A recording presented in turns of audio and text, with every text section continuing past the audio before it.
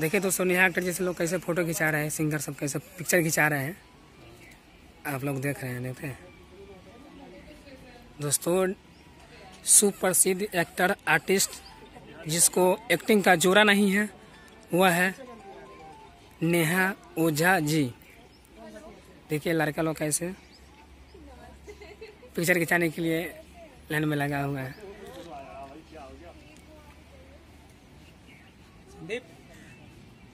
भाई देख रहे हैं दोस्तों,